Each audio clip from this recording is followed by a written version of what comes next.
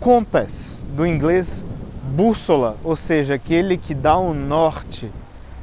Este carro, o Compass, não poderia ter um nome melhor do que este. Líder da categoria, unânime em mercado, crítica, público, avaliações. Ele é o carro que dita o caminho que os concorrentes devem seguir. Pelo menos era assim até muito recentemente, mas agora a concorrência se renovou, o Compass também se renovou e hoje a gente vai descobrir se a versão turbo diesel TD 350 4x4 ainda convence na nossa avaliação da versão Limited 2022.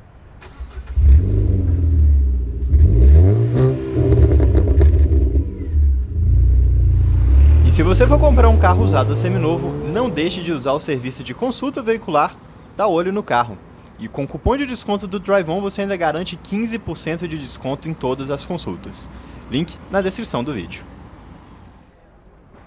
Lançado para a linha 2017 da linha Jeep, o Compass nasceu como uma opção imediatamente superior ao Renegade e continua assim até hoje.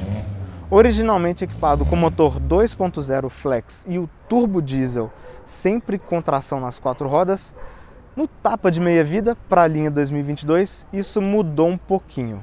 Então o carro recebeu uma cara nova, mudou pouco por fora, mudou bastante por dentro, como a gente vai ver daqui a pouquinho, e recebeu o tão esperado motor 1.3 turbo no lugar do 2.0 aspirado flex. O motor turbo diesel continuou, só que agora com um tanque de Arla 32, visando atender às novas regras de emissão do Proconv que entraram em vigor agora neste ano de 2022.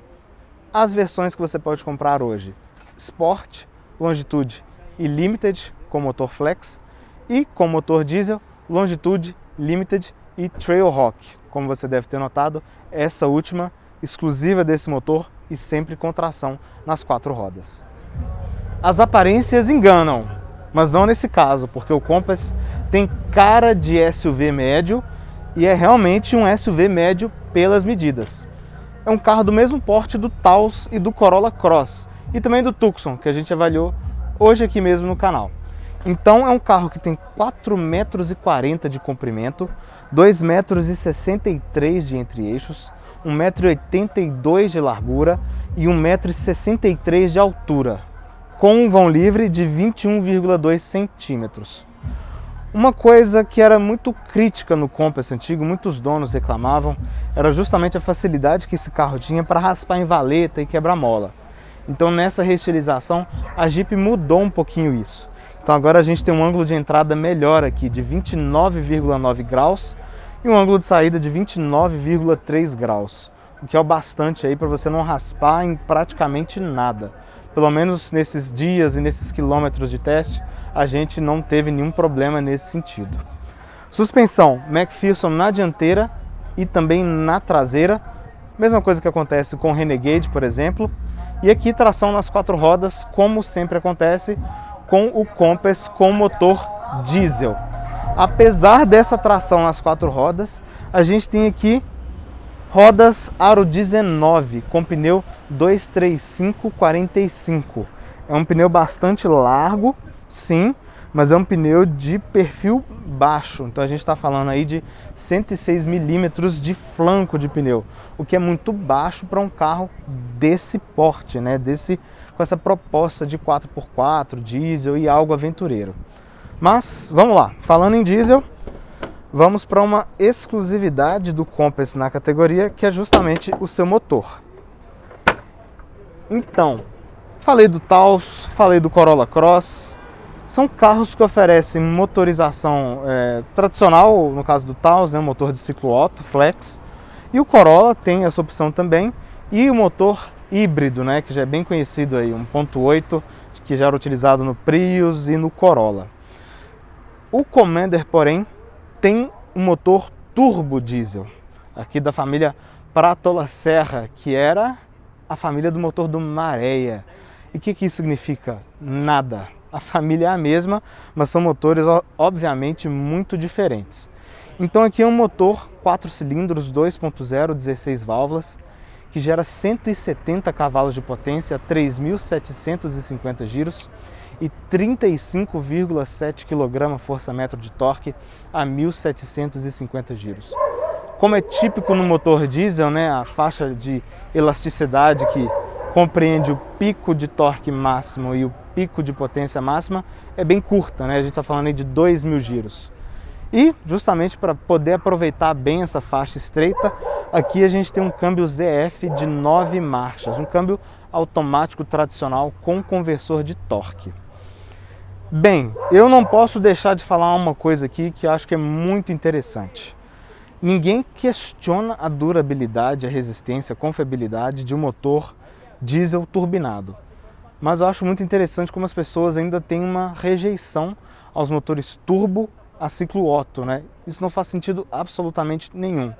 E por que eu estou dizendo isso neste caso daqui? Porque ele é também um motor já mais do que provado.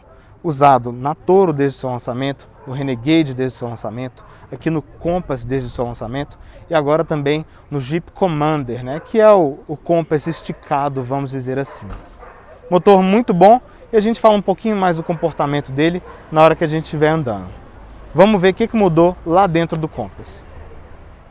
Nesse tapa de meia-vida que o Compass recebeu, o interior mudou bastante. Não era um interior de acabamento ruim antes, não me entendam mal, mas ficou melhor ainda agora e com um visual muito mais agradável. Isso já entra até uma questão pessoal, mas eu achava o interior do Compass antigo muito simplório visualmente. Aqui não, agora a gente já tem uma tela com esse aspecto flutuante, uma tela maior que nessa versão de 10 polegadas. A gente tem esse pequeno acabamento simulando um couro, né? um emborrachado aqui nessa face do painel, com essas costuras aqui de cor um pouco douradas, né? Um bronze, que replica a cor deste aplique aqui, né? Que é um plástico esse aqui, nada mais, né? Mas simula uma fibra de carbono com esse detalhe dourado. Para os apertadores de painel de plantão, olha, ele tem uma pequena face acolchoada aqui. Quando você aperta, você consegue chegar na parte dura do painel atrás, mas tem o que realmente dá uma impressão visual muito legal. A gente tem ótimos bancos, estes bancos são realmente muito bons. Vai ser um pouco difícil mostrar por aqui porque o console tampa, mas olha, são bancos compridos que apoiam muito bem as pernas, tem um apoio lateral muito bom, tem regulagem elétrica, então é um banco que você regula por aqui pelos botões, você regula a altura da parte traseira, regula a altura da parte dianteira, tem regulagem elétrica da lombar. É um banco que tem um apoio de cabeça que joga um pouquinho para frente sim, mas não de maneira que incomode. Então aqui realmente uma boa característica herdada do antigo Compass, só que infelizmente é um banco que não conversa com a posição do volante. Mas olha só, eu estou sentado aqui, estou com os braços retos e agora eu vou aproximar as minhas mãos do volante e vocês vão ver, olha, como que este braço daqui, ele está muito mais inclinado para chegar no volante do que este. O volante é torto. Então o banco está apontado para cá, o volante está apontado para cá. Na hora que vocês verem isso de frente, e aí vocês vão entender bem do que eu estou falando, né? O volante bem descentralizado em relação ao banco.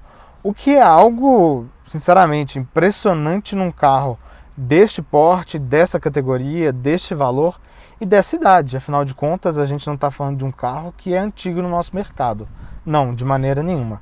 Então esse aqui realmente é um ponto que surpreende e deixa a desejar. Outra coisa que infelizmente surpreende de maneira negativa e deixa a desejar é a qualidade desse painel digital. Então nessa versão topo de linha a gente tem de série essa tela de 10,25 polegadas, digital, totalmente configurável, totalmente. E bem, é uma tela com uma definição de preto muito ruim, brilho muito ruim, as texturas muito lavadas. Olha, essa grafia dos instrumentos, é de uma pobreza muito grande e piora quando você diminui eles. Olha, isso aqui é literalmente inadmissível num carro aí que beira os 300 mil reais. E ele não é tão configurável assim. Então, por exemplo, eu estou nessa visão grande aqui, que é que eu gosto de usar mais, né? Com os instrumentos de maneira mais tradicional. E aqui eu só consigo deixar ou o relógio ou a temperatura, e aqui só o trip A ou o trip B. Eu não tenho muitas opções de configuração dentro destes quadros. Óbvio que se eu quiser eu posso também usar a visão digital, mas sinceramente eu não acho que fique muito melhor, e aqui vocês vão entender bem porque eu digo isso, né? Fica um painel muito poluído. Olha, o excesso de informações que a gente tem aqui em uma disposição que não faz sentido nenhum. Mas para quem quer ter um painel digital e quer um Compass, a Jeep deu aqui, mas definitivamente é um painel digital que fica muito aquém da concorrência e muito aquém do nível do carro. Mas ele tem várias visões aqui, né? Várias possibilidades de informação. Então vamos lá, vamos passando uma a uma aqui de maneira breve. Você tem as informações do veículo com consumo instantâneo, consumo médio, que seria uma terceira medição aqui, junto de autonomia, temperatura do câmbio, transmissão, óleo, tensão da bateria, pressão dos pneus. Isso aqui não é um indicador indireto, eu gosto muito desse tipo de indicador, acho bem bacana. E o nível do tanque do Arla 32. Informações de trip A e B, não tem nada demais aqui. Configuração de seleção de terreno, aqui no caso a gente está com automático. Áudio, mensagens, configurações da tela e do carro. Não é um painel com muito a mostrar aí em termos de diferenciais interessantes. Mas vamos lá. Volante multifuncional, como não poderia deixar de ser. À esquerda aqui você tem as configurações de computador e telefone. E aqui à direita você configura piloto automático e também o ACC, né, que é o piloto automático adaptativo. Tem as borboletas para trocar de marcha e, como é padrão nos carros Fiat e Jeep, aqui atrás por pequenos botões você troca a estação ou aumenta o volume do rádio. Normal, né, era de se esperar, volante com regulagem de altura e de distância. Nada surpreendente, mas é que ele tem um campo legal de variação. Então é fácil você se encontrar aqui, por mais que esse volante não esteja batendo com o banco. Central tem espelhamento via Apple CarPlay e Android Auto sem fio. Tem navegação embarcada, afinal de contas esse carro aqui tem um pacote de conectividade, isso vem junto. Temos também um ar-condicionado de 2 zonas que você pode regular tanto pela central como pelos comandos físicos, que ficam pouca coisa mais abaixo. Uma crítica que eu faço, que é muito recorrente nesses carros do grupo Stellantis, Fiat e Jeep para ser mais exato, são as várias falhas de conectividade com o Apple CarPlay, seja com ou sem fio. E nesse carro aqui realmente eu cheguei no ápice dessas falhas. Então, com frequência, seja com ou sem fio, lembrando, o celular desconectava da central, a central ficava com pixels meio mortos na tela, né? Aqueles pixelados de cores distorcidas. Então aqui realmente não agradou muito esse ponto de conectividade. Mas é uma tela grande, boa, tem uma boa definição, visão fácil também. Então não dá para dizer que tudo é só crítica. Aqui embaixo os botões, né, de sistema automático de estacionamento. Ele faz baliza e para em vagas de 90 graus sozinho. Desligar o sensor de estacionamento. Assistente de permanência em faixa. E o controle de tração. Então você pode desligar ou ligar tudo através desses botões. Aqui um pouco mais abaixo, freio de estacionamento eletrônico automático. Seletor de modos de tração. Então eu posso variar entre areia e lama, neve ou automático. No modo automático ele faz essa distribuição da tração, como o próprio nome diz, né, de maneira automática, de acordo com a demanda ali do momento. E na hora que você muda aqui os comandos, você vê também, né, as alterações aqui na tela do painel. Continuando aqui nos modos de tração, a gente tem 4x4 reduzida, bloqueada, o assistente de descida, né, o HDC, Hill Descent Control. Você programa a velocidade que você quer que o carro mantenha, tira o pé do freio numa descida, ele faz isso sozinho. E também o botão do Auto Hold, que é aquele freio que deixa o carro parado mesmo se você estiver com o pé fora do pedal. Que eu acho que é muito cômodo em congestionamentos mais intensos, que você fica mais parado do que andando a maior parte do tempo. Aqui também no console, continuando um pouco mais, 2 bons porta-copos. Tem um nicho para a chave aqui que eu acho muito interessante. Um apoio de braço baú. E um pouquinho mais à frente, 2 entradas USB. USB-A e USB-C. Além do tapetezinho aqui para você carregar o seu celular por indução. E uma coisa que eu gosto bastante, teto solar. E aqui um belíssimo de um teto solar panorâmico, que também é opcional, um opcional de R$9.000 e que abre num campo bem legal. Olha só. Para quem vai atrás é especialmente interessante, né? Mas aqui a segunda parte do vidro é fixa, né? Então só essa aqui que se abre realmente. Isso aqui é ótimo para viajar, você deixa as janelas fechadas, deixa só um pouquinho aberto, já circula um ar bacana aqui.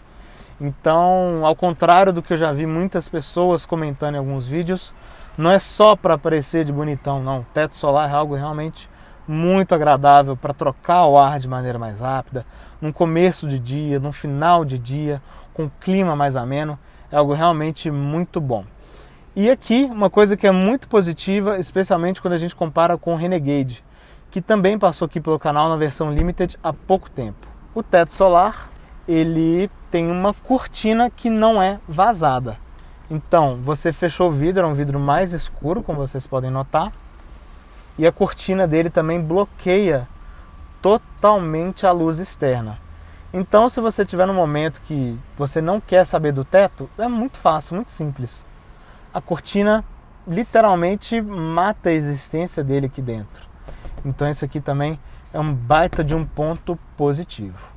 E aqui atrás, com entre-eixos de 2,63 m, realmente era de se esperar um espaço muito bom. E é o que a gente encontra aqui. Então esse banco está regulado para mim, eu tenho 1,77 m de altura e olha só o espaço que eu tenho do meu joelho para o encosto. É mais de um palmo, o espaço é realmente muito bom.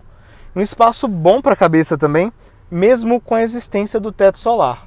E como eu disse, né, para quem vem aqui atrás, a visão do teto é especialmente agradável, né? Então essa segunda fileira aqui também é um lugar bem legal de se estar e de viajar. Tem também um ótimo apoio de braço com 2 porta-copos, acho isso aqui muito bacana. A gente tem 2 saídas de ar, né? Então elas têm comandos individuais aqui, não de zona, lembrando que é um ar-condicionado de 2 zonas, então não tem uma terceira zona aqui para trás, mas você pode fechar e abrir.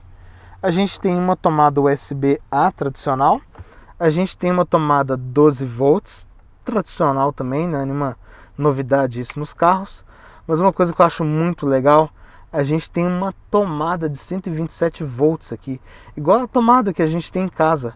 Então você pode carregar seu computador aqui, carregar seu celular, carregar a GoPro, a gente usou para carregar a GoPro hoje. Então é algo bem interessante que reforça até o aspecto estradeiro que esse carro tem. Então, bancos confortáveis, bom espaço traseiro, boas acomodações aqui atrás, com bons porta-objetos, o mesmo bom padrão de acabamento. Mas e o porta-malas, será que é bom também? Porta-malas, porém, não é dos maiores. Essa versão Limited aqui tem essa abertura automática da tampa, é só você apertar o botão que ela abre sozinha, mas a gente está falando ainda de um porta-malas de apenas 410 litros. Ele fica para trás do Taos, fica para trás do Corolla Cross, ele fica para trás do Tucson, ele fica para trás inclusive do Nivus, que nem é um concorrente direto dele, né? Que tem 415 litros de porta-mala. Então, apesar da gente ter um espaço bom ali para viajar 4 pessoas, boas acomodações para uma viagem muito longa, aqui você realmente não consegue levar tanta coisa assim. É um porta-malas que ele só atende. E aqui, como vocês podem ter notado, a gente tem o subwoofer do sistema Beats. Ponto positivo que ele fica ele é inserido aqui nesse molde, né, nesse acabamento da caixa de roda. Não é como acontece nos carros da Volkswagen, por exemplo, que tem um subwoofer debaixo do segundo andar do porta-mala, o que acaba deixando o porta-malas menor. Aqui a solução muito mais inteligente e muito melhor. Iluminação dos dois lados, banco bipartido. A gente tem um pequeno nicho aqui na lateral com uma tomada 12 volts. Então você pode deixar alguma coisa carregando ali que você precise. É um uso bem inteligente do porta-malas, é preciso dizer, apesar de ser um porta-malas não dos maiores. E também com alguns ganchos de amarração de carga. Então olha, tem 2 no fundo do porta-mala e mais 2 aqui no batente do porta-mala. Então é um porta-malas que faz por onde para ser bem aproveitado. E o mesmo bom padrão de acabamento que a gente encontra lá dentro. Então tudo revestido em plástico e para fechar você aperta um botão, ele apita 3 vezes e fecha sozinho. Lembrando que essa tampa tem um sensor, então se você tiver um braço aqui, alguma coisa, ela vai fechar, ela vai retornar o caminho de fechamento, né? Ela vai abrir para você não se ferir. Então, detalhe interessante aqui do Compass.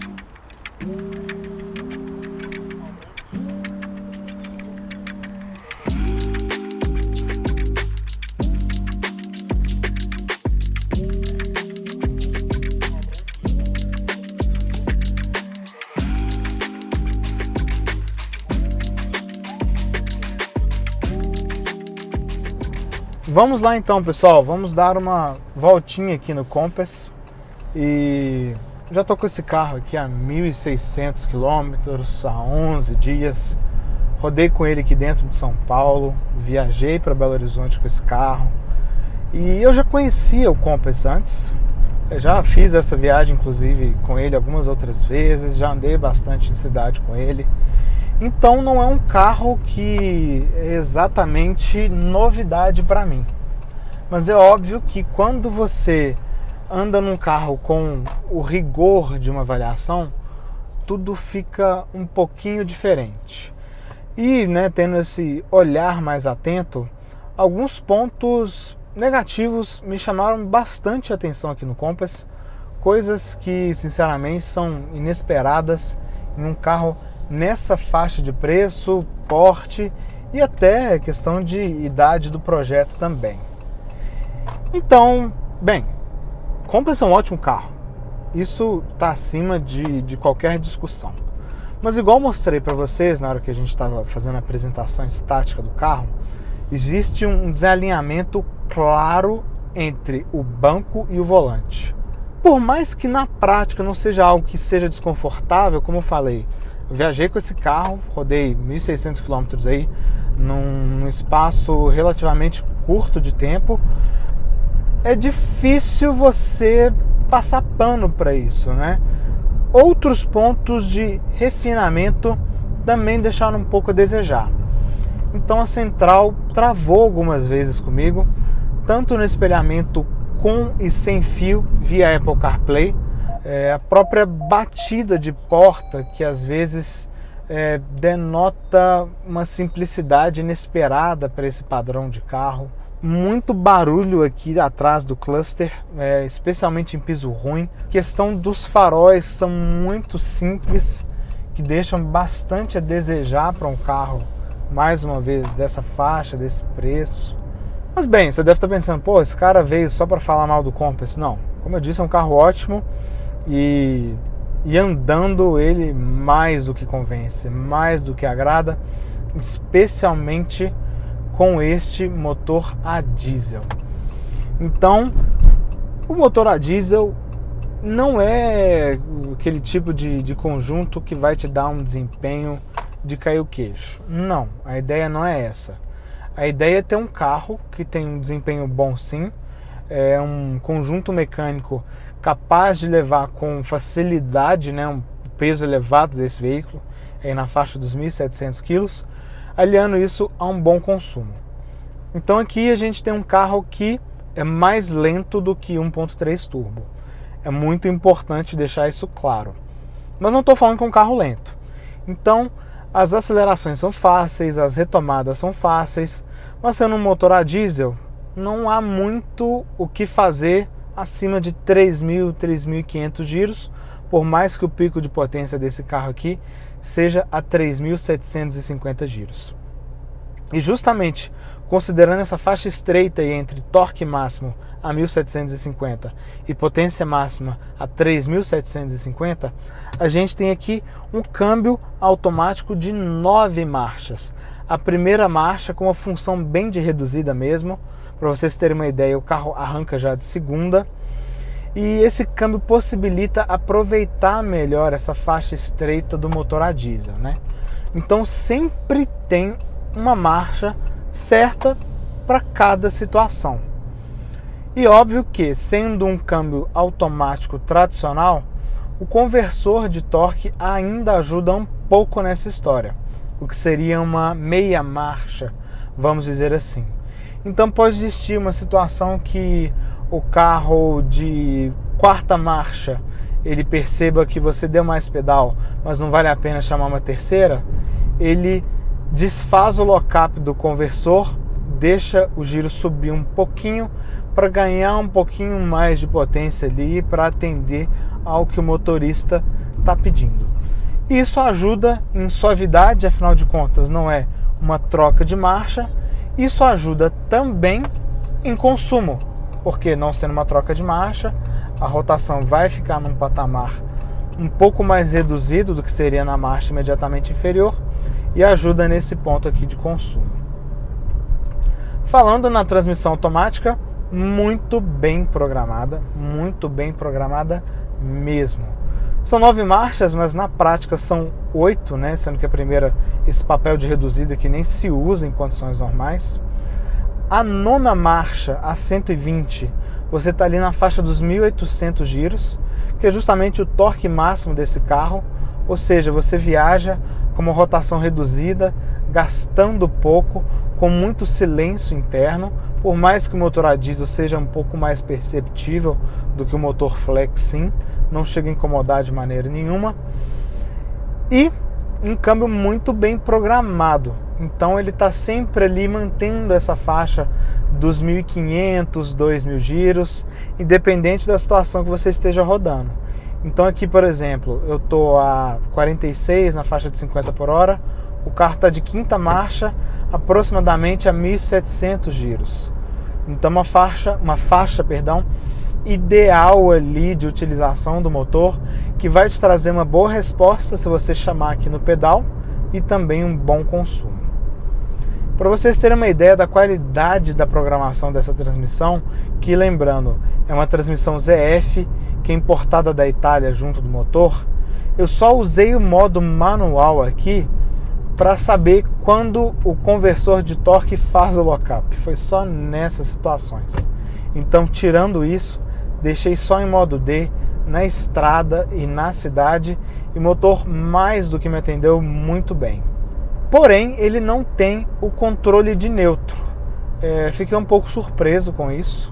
Então, na hora que você para no sinal, você tem aquela sensação chata do carro querer andar o tempo todo.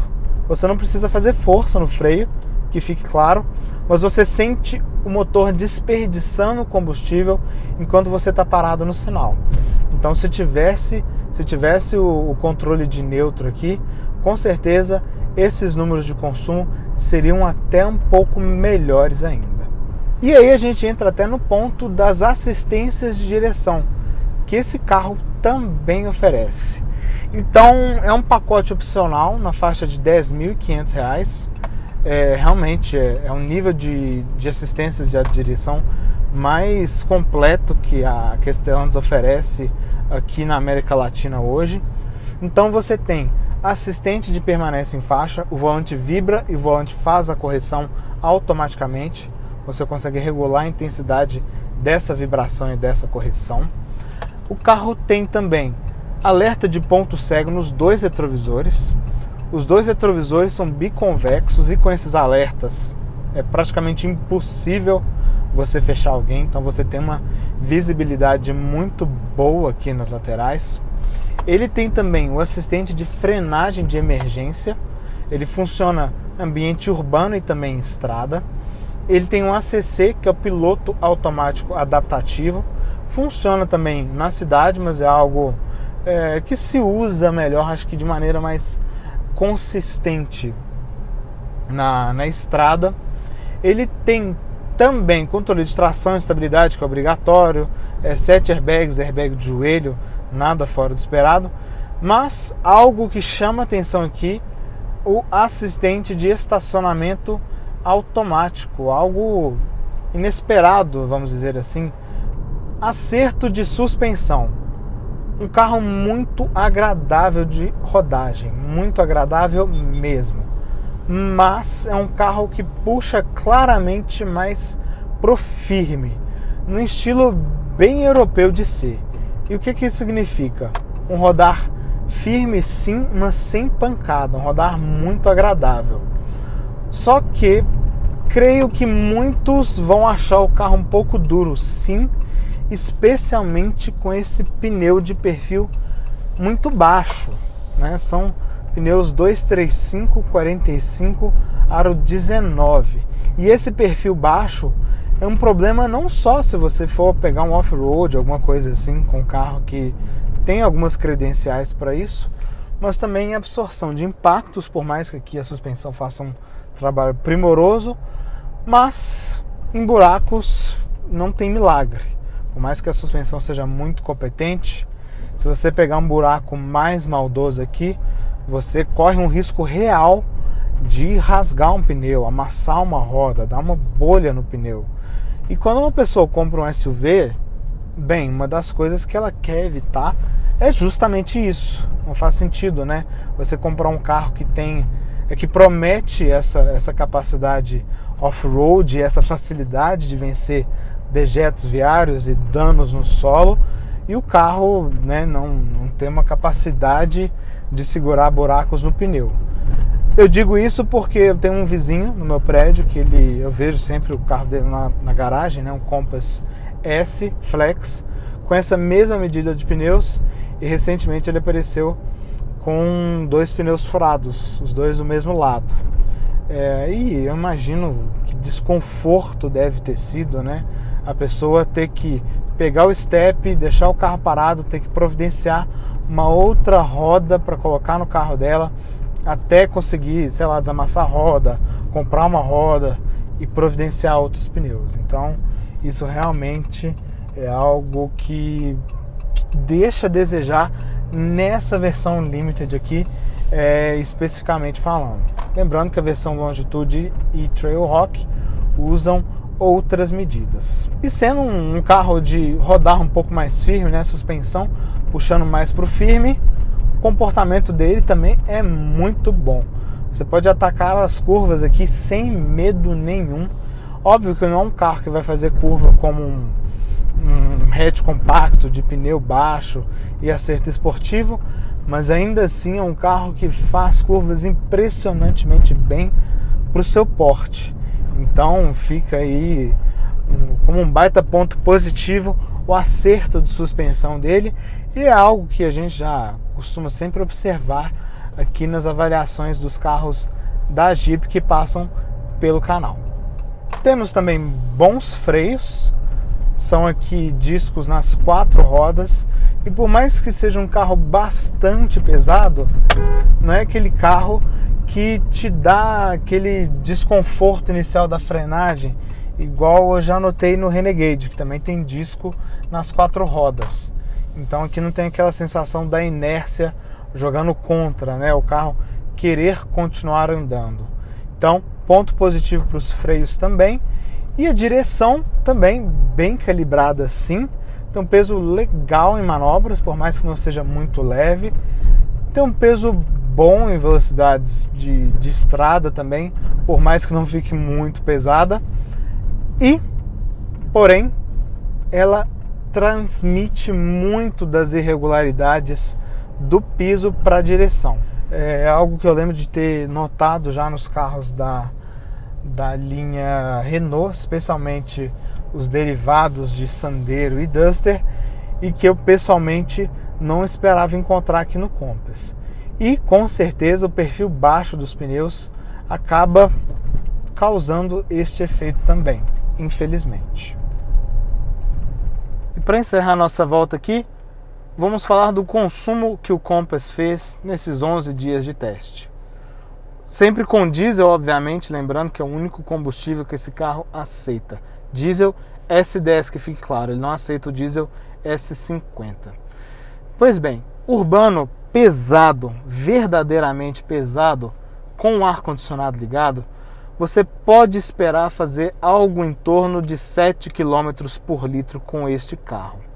Urbano leve, mas não em vias expressas, ainda com algumas paradas, mas o trânsito, na maior parte do tempo, fluindo bem, com ar-condicionado, algumas ruas de bairro, algumas avenidas de 50 e 60, pode esperar algo na faixa dos 9,5, 10 km por litro.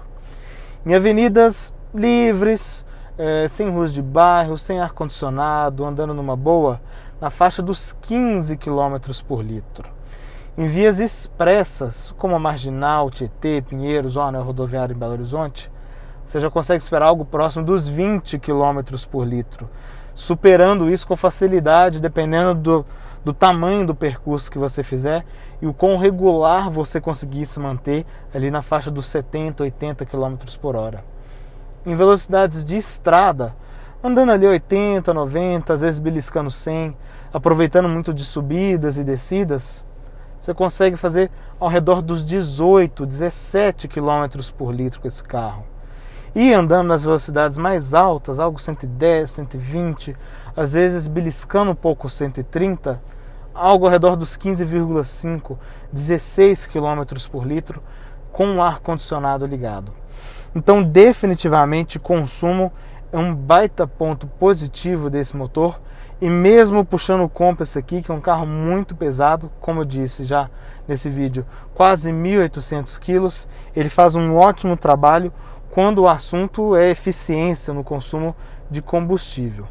E como vocês podem ver aqui, eu zerei esse Trip B no momento que eu peguei o carro e olha só, 1.617 quilômetros, com uma média de 13 km por litro, aproximadamente 1.200 disso daqui foi em estrada, e o tempo rodado aí 39 horas e 16 minutos. Então dá para esperar um consumo médio 50-50 na faixa dos 11, talvez 12 km por litro, mostrando que realmente consumo é um ponto forte desse motor. Pois bem, depois de 11 dias e 1.600 km de Compass Limited Diesel, vamos agora às nossas considerações finais e pontos positivos e negativos do SUV médio líder da categoria. 3 pontos positivos para a gente começar. O primeiro deles, definitivamente, tecnologia. É um carro muito bem servido em conectividade e sistemas de assistência à direção. Em termos de conectividade, o que a gente tem aqui? Navegação embarcada, possibilidade de controlar o carro pelo aplicativo, como para, por exemplo, definir perímetro que o carro pode rodar, ligar ou desligar a distância, como por exemplo, para deixar o ar-condicionado refrigerando o carro depois de algum tempo estacionado no sol. Em termos de assistência de direção, a gente tem o assistente de permanência em faixa, que tem vibração no volante e correção automática, assistente de farol alto, assistente de frenagem autônoma, o A e B, a gente tem o ACC, o piloto automático adaptativo, a gente tem um sistema de estacionamento automático para vagas de 90 graus e baliza. Então é um carro muito bem servido neste ponto sim, por mais que várias dessas assistências estejam presentes em um pacote que custa hoje aproximadamente R$ 10.500. O segundo ponto positivo, o conforto. É um carro muito cômodo de se estar. Eu digo isso não só pela qualidade do acerto de suspensão, mesmo com as ressalvas que eu fiz aí enquanto eu andava, mas pela qualidade interna do carro. O que isso significa? Bons bancos, um ambiente muito agradável, um belíssimo teto solar, que lembrando também um opcional de pouco mais de R$ 9.000, um bom sistema de som, boa insonorização, então um carro muito silencioso de motor, de suspensão. Os pneus são um pouquinho ruidosos, mas não a ponto de incomodar. Então é um carro muito agradável para fazer longas viagens ou simplesmente para usar na cidade e se isolar um pouco mais do caos do trânsito urbano. O terceiro ponto positivo, o consumo deste carro é verdadeiramente espetacular. Em outras avaliações de carros com esse mesmo motor Pratola Serra diesel que a gente tem aqui no Compass, a gente já tinha falado como o consumo impressiona bastante. E aqui não foi diferente. Seja em trânsito pesado, trânsito leve, estrada andando devagar ou rápido, ou vias expressas com ou sem ar, é um carro muito econômico. E óbvio que esse mérito vem daquela força, daquela pujança que motor a diesel tem em baixos giros. Então, mesmo as subidas mais pesadas, mesmo as situações mais extremas, não exigem tanto desse motor. E isso, obviamente, privilegia bastante o consumo. Temos um ponto negativo apenas. E você vai pensar, pô, um ponto negativo, então o carro é perfeito.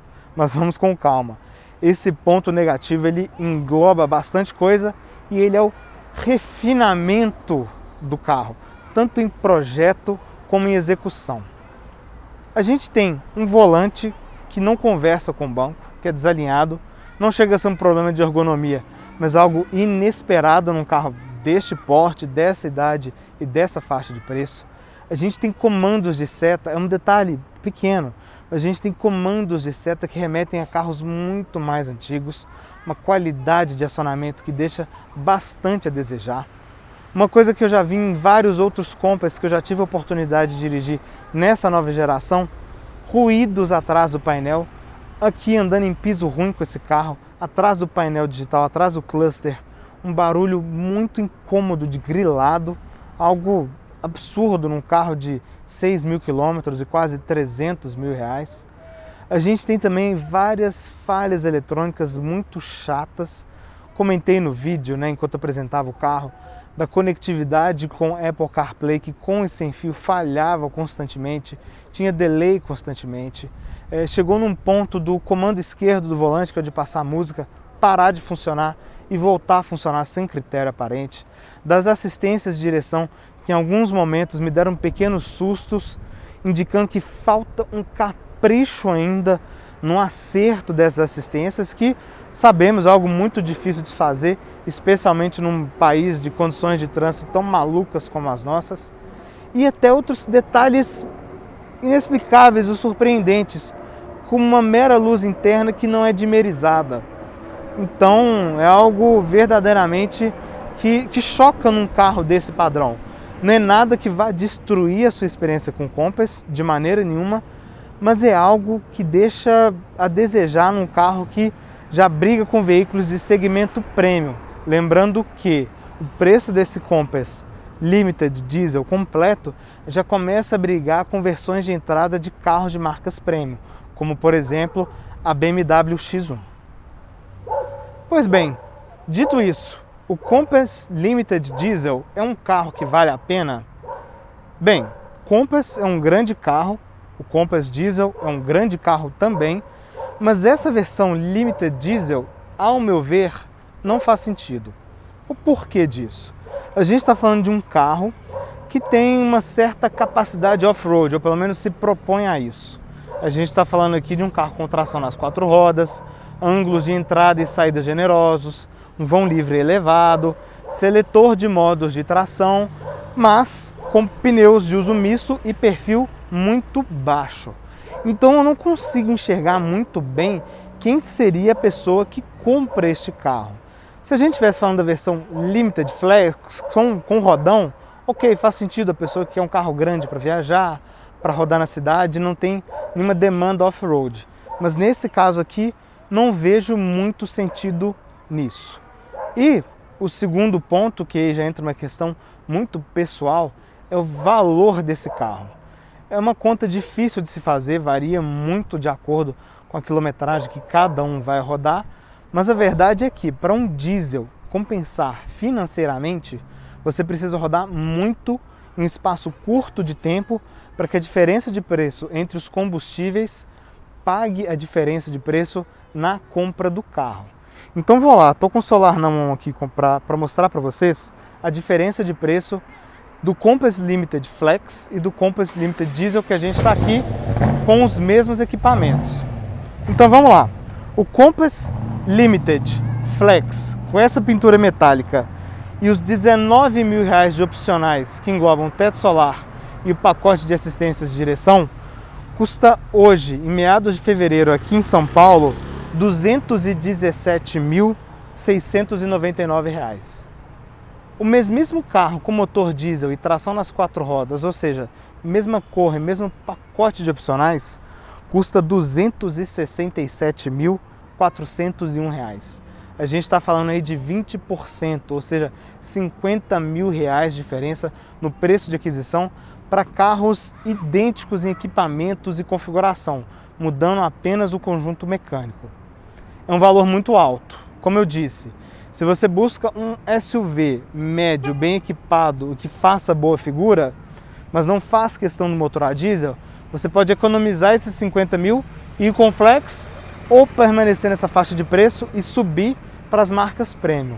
E se você realmente precisa de um carro com tração nas 4 rodas para um uso mais extremo, essa versão, como eu disse, não vai fazer tanto sentido, sendo mais recomendável seguir para a versão Trailhawk, que tem um ajuste diferente de suspensão, pneus de uso misto, não tão urbano quanto este, e principalmente mais preparados para buracos e desafios tão corriqueiros no off-road. Dito isso, encerramos a nossa avaliação do Compass Limited 2022 e de fato a liderança dele é mais do que justificada. É um grande carro, sim, mas ficam essas ressalvas que fiz aqui em relação à definição de versão e refinamento de projeto e execução, que podem ser uma brecha para a concorrência chegar mais perto do topo de vendas onde o Compass está hoje. Mas isso é uma novela para o futuro, porque hoje realmente ninguém conseguiu ainda abalar um pouco a vitória contundente que o Compass tem nessa categoria. Dito isso, nos vemos no próximo sábado aqui no Drive On. Foi um prazer estar com vocês e deixe aqui nos comentários suas dúvidas, suas observações. E se você for um dono de um carro desse também, fique à vontade para contar um pouquinho aí das suas impressões ou do seu uso dele. Até o próximo sábado, pessoal, e a gente se vê. Até lá!